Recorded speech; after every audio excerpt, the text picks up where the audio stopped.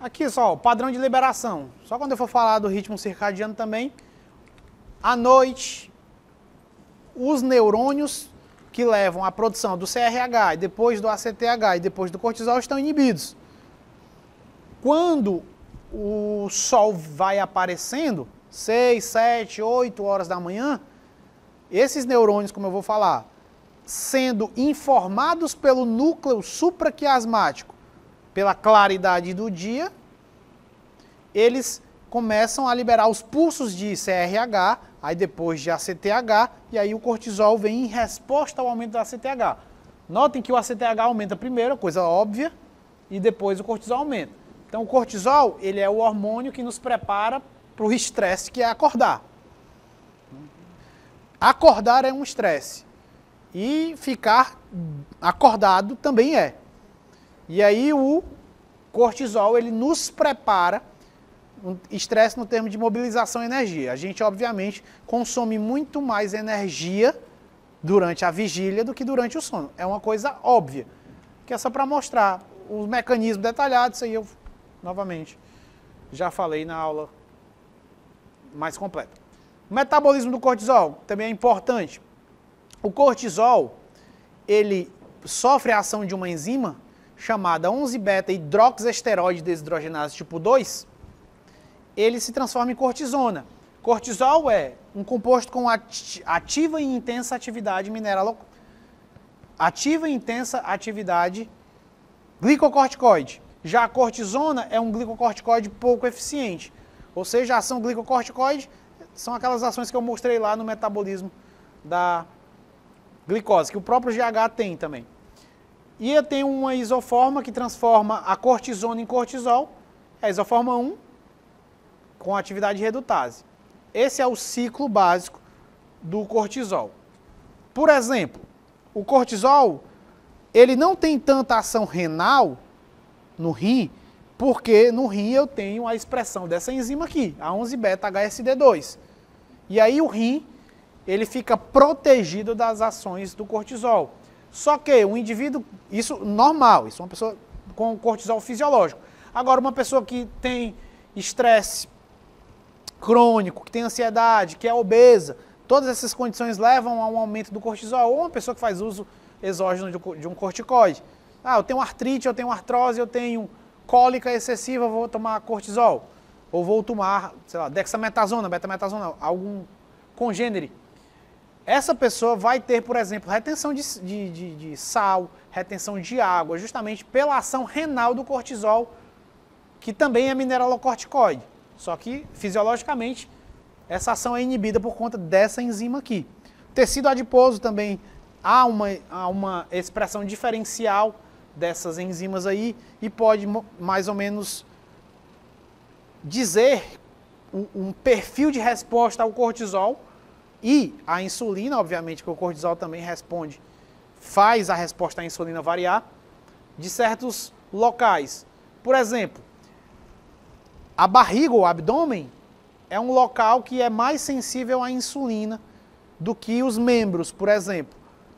Tanto que na síndrome de Cushing eu tenho uma redistribuição da gordura corporal.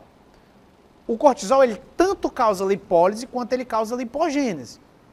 Ele aumenta o turnover do adipócito. Em alguns locais ele prioriza a lipólise, em outros locais ele pode favorecer a lipogênese. Tudo vai depender de onde e quando ele vai atuar junto com a insulina.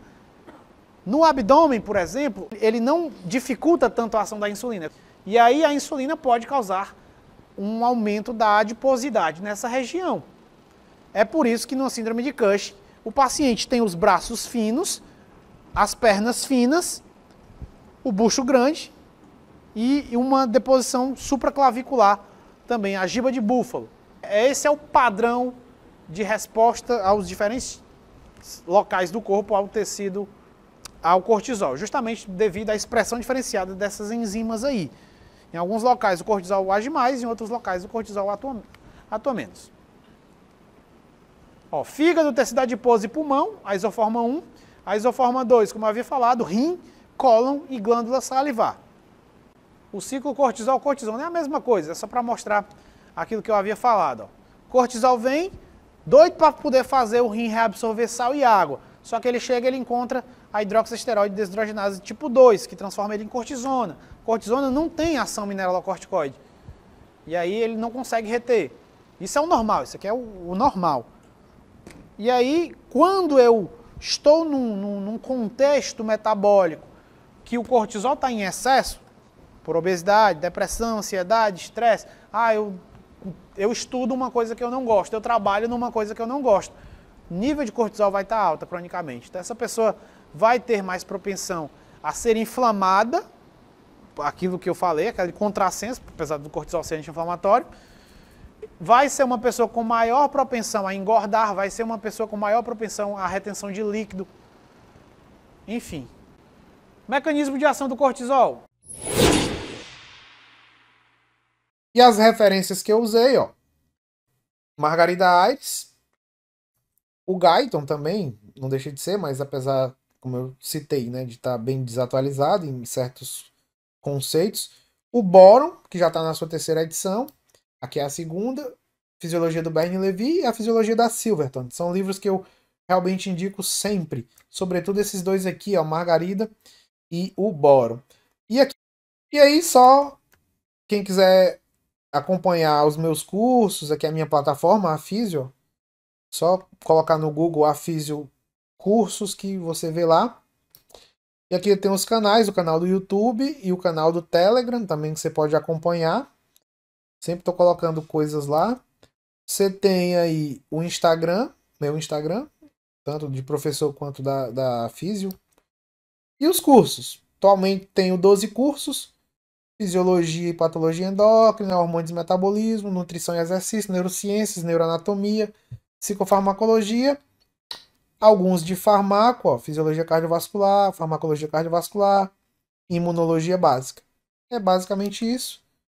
Você tem aqui o meu contato também, a cleiton@hotmail.com. E é isso que eu tinha para falar por hoje, meu povo.